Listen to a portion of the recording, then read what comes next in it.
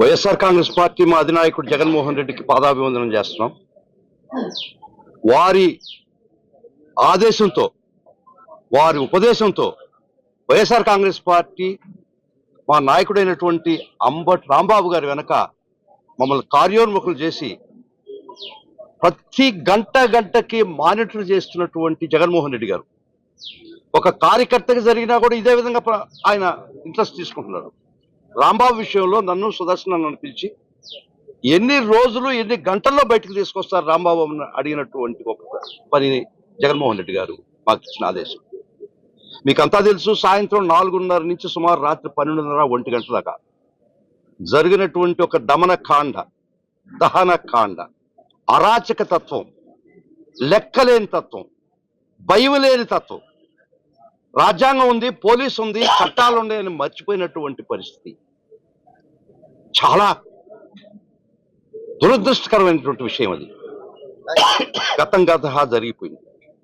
కానీ ఈరోజు YSR Congress party legal team సంఘటితమై ఏకోన్ముఖమై ఒక పోరాట సైనికులాలు చేసినటువంటి లీగల్ టీం ప్రతి ఒక్క సభ్యునికి, ప్రతి ఒక్క మెంబర్కి అందరూ ఇట్స్ ఎ కలెక్టివ్ వర్క్. నేనొక్కని మటుకు కాదు. దానిలో ముఖ్య పాత్ర వహించినటువంటి సుదర్శన్ రెడ్డి గారు, కృష్ణారెడ్డి గారు, భగవాన్ గారు, సూరిబాబు గారు, మరో పేర్లుంటే మర్చి క్షమించండి. ప్రతి ఒక్కరి రెక్కల కష్టం, ప్రతి ఒక్కరి స్వేదం, వాళ్ళ రక్తం దారబోసి ఈరోజు వైఎస్ఆర్ కాంగ్రెస్ పార్టీ మా నాయకుడైనటువంటి అంబటి రాంబాబు గారిని మేము చేతనైనంత వరకు రక్షించుకున్నామంటే అది వారి గొప్పతనం. It was a collective effort. అందరూ కలిసి చేసినటువంటి కార్యం ఇది. ఇది ఏ ఒక్కరూ రెస్పాన్సిబిలిటీ తీసుకోలేదు. అన్న నా మీద ప్రేమతో ఆ మాట అన్నాడేమో. It is not me alone, it is each and every member of the YSR Congress party legal team contributed to the interest of the party leaders. తర్వాత ఇక్కడ జరిగినటువంటి దారుణాలు ఒక్కొక్కటి చెప్తాను. రాంబాబు గారిని అరెస్ట్ చేసిన తర్వాత ఆ అఫెన్సెస్ అన్ని 3 సంవత్సరాలు 2 సంవత్సరాలు పనిష్మెంట్ కలిగినటువంటి సెక్షన్స్. హైకోర్టు డైరెక్షన్ ఉండినా 7 సంవత్సరాల లోపల ఏ అఫెన్స్ ఉండినా కూడా వారిని రిమాండ్ చేయడానికి లేదు, రిమాండ్కి పంపడానికి లేదు. వారిని 35(3) ఆర్ 41A ఇచ్చి పంపాలని చాలా స్పష్టంగా మన గౌరవ హైకోర్టు ఇచ్చినటువంటి సర్కులర్ని బేఖాతరు చేసి, ఇమ్రాన్ ప్రతాప్ గడి అనే సుప్రీంకోర్టు జడ్జిమెంట్లో కూడా ఇట్లా చేయడానికి లేదు, మీరు ఖచ్చితంగా ఫాలో కావాల్సిందే 35(3) ఆర్ 41A, రిమాండ్ చేయడానికి హక్కు లేదు, అధికారం లేదని చాలా స్పష్టంగా చెప్పినా కూడా, అర్నేష్ కుమార్లో చాలా జడ్జిమెంట్ ప్రకారం చాలా స్పష్టంగా చేసినా కూడా, ఈ 3 జడ్జిమెంట్లు హైకోర్టు యొక్క సర్క్యులర్ని తుంగలోకి తొక్కి వ్యవహరించినటువంటి వ్యవస్థలు, ముఖ్యంగా పోలీస్ వ్యవస్థ, వారు ఇల్లు అలకడంతోనే పండగ వచ్చింది అనుకుంటున్నారేమో, తప్పు. దీని for each and every action there would be an equal reaction. మీరు చేసిన ప్రతి పనికి ప్రతి చర్య ఖచ్చితంగా ఉంటుంది లీగల్గా. ఇది మీకు మా లీగల్ టీం తరఫున చెప్పినటువంటి మీకు సలహా. హెచ్చరింపు ఖచ్చితంగా ఉండదు, మేము న్యాయబద్ధంగా ఉండేవాళ్ళు ఒక సలహా చెప్తున్నాం. ఇక్కడికి వచ్చినటువంటి ఆ రోజు దహనకాండ జరుగుతున్నటువంటి పరిస్థితిలో వాళ్ళతో భుజాలు రాసుకుంటున్నటువంటి పోలీస్ ఆఫీసర్స్ మేము లిస్టు తీస్తున్నాం, వీడియోస్ తీస్తున్నాం, అవన్నీ సెగ్రిగేట్ చేస్తున్నాం. 41 CRPC ప్రకారం నీ కళ్ళ ముందర కాగ్నిజిబుల్ అఫెన్స్ జరుగుతుంటే అతన్ని అరెస్ట్ చేయాలని CRPC 41 చెప్తుంది. అది చట్టం నీ మీద నిర్దేశించింది. అట్ట చేసుంటే మళ్ళీ IPC 166 ప్రకారం నువ్వు చట్టం నీకు ఏదైతే నిర్దేశించిందో అది నువ్వు ఫాలో కాకపోతే నువ్వు ముద్దాయి అని చెప్తుంది, నేరస్తులు అని చెప్తుంది చట్టం. నేను చెప్పింది కూడా 166 IPC ప్రకారం ఇప్పుడు BNS ఉందని కరస్పాండింగ్ సెక్షన్ ఉంటుంది. నీకు చట్టం అరెస్ట్ చేయాలా, నీ ముందర కాగ్నిజిబుల్ అఫెన్స్ అని చెప్పినప్పుడు, నీ ముందర ఇంత దహనకాండ చేసినప్పుడు నువ్వు భుజాలు రాసుకొని వాళ్ళకి అబెట్మెంట్ అయ్యి ఎయిడ్ చేసి ఈ యొక్క దహనకాండకు మీ సహాయ సహకారాలు అందిస్తూ వాళ్ళతో భుజాలు రాసుకుంటూ అరెస్ట్ చేయాల్సినటువంటి ధర్మం నువ్వు పాటించకపోతే ఇక్కడికి వచ్చిన ఏ పోలీస్ ఆఫీసర్ కూడా 166 కింద ముద్దాయి అవుతున్నాడు, మేము చేయబోతున్నాం. This is the challenge taken by the YSR Congress party legal team. మీరు ఎవరైతే మీ డ్యూటీ నీరుగార్చారో మీరు అందరూ కోర్టు ముందర దోషులుగా నిలబెట్టే ఫ్యూ డేస్ లో చేస్తున్నామని ఈ సభాముఖంగా మా వైఎస్ఆర్ కాంగ్రెస్ పార్టీ తరఫున ప్రమాణం చేస్తున్నాం. మిత్రులారా, arson, looting, damage to the property 307 అఫెన్సులు జరిగితే ఇక్కడ గృహదహనం కేసులో లైఫ్ పనిష్మెంట్, ఆర్సన్ కి స్టేషన్ బెయిల్ ఎట్టి పంపిస్తారండి. ఆ రోజు కోర్టు వారికి కూడా చెప్పాను నేను, లోపల ఉండాల్సిన వాళ్ళు బయట ఉండారండి, బయట ఉండాల్సిన వ్యక్తులు లోపల ఉండారు అని.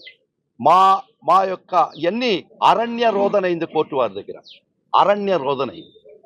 మళ్ళా చెప్తున్నాను, రాంబాబు గారిని అరెస్ట్ చేసి రిమాండ్ చేసినట్టు పోలీస్ ఆఫీసర్స్ కానీ, వారు హైకోర్టు డైరెక్షన్ ఫాలో కాకుండా రిమాండ్కి పెట్టినటువంటి పోలీస్ ఆఫీసర్ కానీ, ఈ 35(3) అఫెన్సెస్ 3 సంవత్సరాల అఫెన్సెస్ ఉన్నటువంటి కేసులో మీరు అరెస్ట్ చేసి రిమాండ్కి పెట్టినటువంటి పోలీస్ ఆఫీసర్ కానీ ఖచ్చితంగా మీ మీద హైకోర్టులో కంటెంప్ట్ ప్రొసీడింగ్స్ ఖచ్చితంగా మూవ్ చేస్తున్నాం.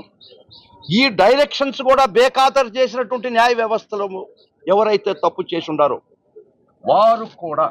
వారు కూడా డిసిప్లినరీ యాక్షన్కి బాధ్యులు అని చెప్పి గౌరవ హైకోర్టు డైరెక్షన్ ఇచ్చాం.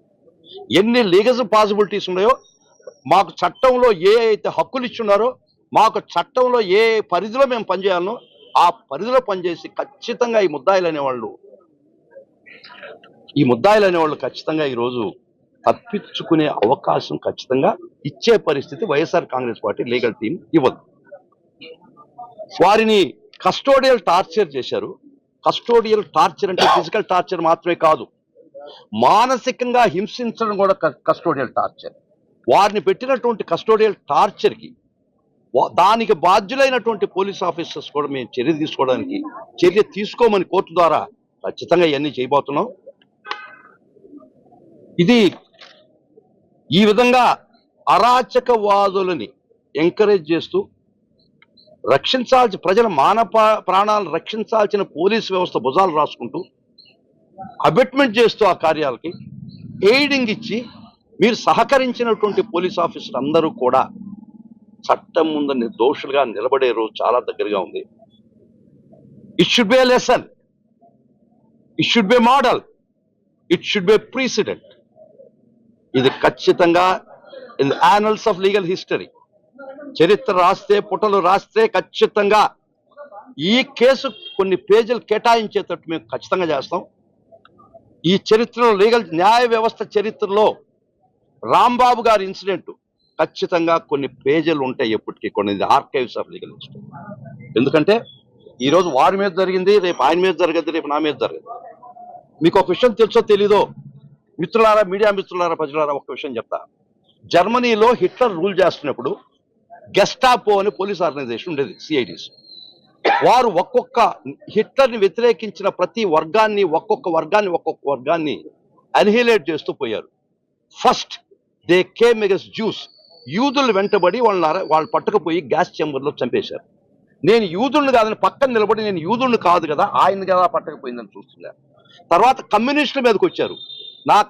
ఈయనేం చేశారంటే కమ్యూనిస్టులు పట్టకపోయి చంపేసి నన్ను కాదు కదా, ఈయన నోరు ఎలబెట్టి చూస్తున్నాడు పట్టించుకోకుండా. ఈయన సోషలిస్ట్, ఈయన మీదకి వచ్చారు, ఈయన పట్టకపోయారు. ఈయన పట్టకపోయే ప్రజలు ఏం చేస్తున్నారు, సోషలిస్టులు పట్టకపోయింది నన్ను కదా కాదు కదా అన్నారు. ఆఖరికి ప్రజల దగ్గరికి వచ్చారు, వస్తే వాళ్ళ వెనక ఎవరూ లేరు. కాబట్టి ఈ రోజు రాంబాబు గారు జరిగింది, రేపు వారిని మనం ఆ విషయం ఉపేక్షిస్తే మన వెనక కూడా ఎవరు నిలబడరు. ఖచ్చితంగా ఇది చాలా దుర్మార్గమైన పరిస్థితి. As a team of YSR Congress party legal team, as a team will take it to the logical end, will take everything to the court's doorsteps of the court. Will see that ఎవరైనా దీనిలో తప్పు చేసినారని ఉంటే వాళ్ళు ఖచ్చితంగా court ముందర నిలబెడతాం, దోషులుగా చూపిస్తాం. ఇక్కడ ఆ రోజు అందరికీ తెలుసు, మా ఎక్స్-ఎంపీ మోదుగుడు వేణుగోపాల్ రెడ్డి గారు, ప్రస్తుత ఎమ్మెల్సీ లేళ్ల అప్పిరెడ్డి గారు, మా ఎక్స్ హోమ్ మినిస్టర్ వనిత గారు, సుచరిత గారు, వీరు ఎస్పీ గారి ఇంటి ముందర నిలబడి గేటు ముందర maybe half an hour 1 hour they were pleading the SP, ఒక్క ఆడియన్స్ ఇవ్వండి, ఇంత ఘోరం జరుగుతుంది టౌన్లో అని చెప్తే గేటు కూడా తీయని పరిస్థితి. అంటే you are dereliction of duty కింద తమరు రారా అని అడగదు. వారి సంగతి వదిలేయండి, మా బొత్స సత్యనారాయణ గారు కౌన్సిల్లో ఆయన అపోజిషన్ లీడర్గా ఉన్నటువంటి బొత్స సత్యనారాయణ గారు డీజీపీ గారికి ఫోన్ చేశారు, నో రెస్పాన్స్. డిఐజీకి ఫోన్ చేశాడు, నో పోలీస్. ఐజీ గారికి ఫోన్ చేశాడు, నో పోలీస్. ఎస్పీ గారికి చెప్పారు, నో పోలీస్. ఈ ఈ ప్రదేశంలో, ఈ జిల్లాలో, ఈ టౌన్లో కొద్ది గంటల సేపు నో పోలీస్. ఇది దీనికంతా వీళ్ళ పరిధిలో జరిగిందని ఖచ్చితంగా నేను అనుకోవటం లేదు. డీజీపీ గారి దగ్గర నుంచి, ఎస్పీ గారి దగ్గర నుంచి, ఐజీ గారి నుంచి మౌనం వహించారు అంటే వీళ్ళని ఆడించినటువంటి శక్తులు, గొప్ప శక్తులు, ఈరోజు టాప్ పవర్లో ఉన్నటువంటి వారు కనుసన్నల్లో ఇది జరిగిందని నా అభిప్రాయం. ముఖ్యంగా చంద్రబాబు గారు అయితేమి, లోకేష్ గారు అయితేమి,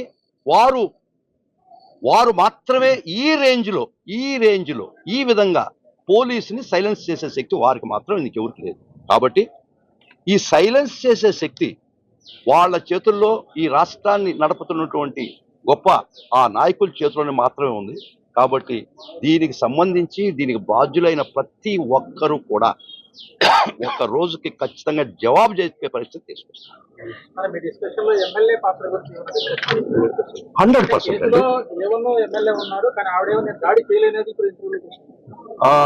నువ్వు నేను ఆయన కలిసిపోయినాము ఒకే కామన్ ఇంటెన్షన్. ఈయన పొడిచాడు, అది కూడా తెలియదండి పోలీస్కి. Joint liability. పోయినోడు ప్రతి ఒక్కరు కొట్టాల్సిన అవసరం లేదు. చట్టంలో అబిట్మెంట్ అనేది ఒకటి ఉంది. 109 ఐపీసీ ప్రకారం 107 అబిట్మెంట్ అనేది ఉంది. ఎవరైతే ప్రోత్సహించారో వాళ్ళు కర్రలు గడ్డపారలు తిప్పబడలే. ఒక లీడరు 10 మందిని తీసుకొచ్చి ఒక అఫెన్స్ జరుగుతున్నప్పుడు వాళ్ళు ప్రోత్సహించిన ప్రతి ఒక్కరు అందులో ప్రతి ఒక్కరు కూడా 149 కింద వస్తారు.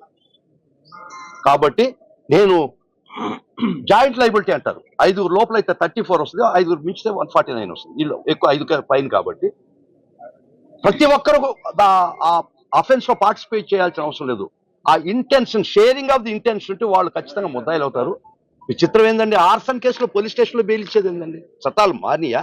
ఒకవేళ మేము కొత్తగా చట్టాలు వచ్చినాయి, మేము చదవలేదు, అది కొత్తగా మారి ఉండుంటాయి, మేము ఇంకా అప్డేట్ కాలే.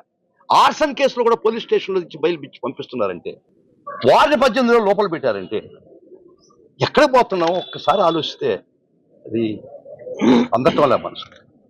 ఈ వ్యవస్థని సర్వనాశనం చేస్తున్నారు.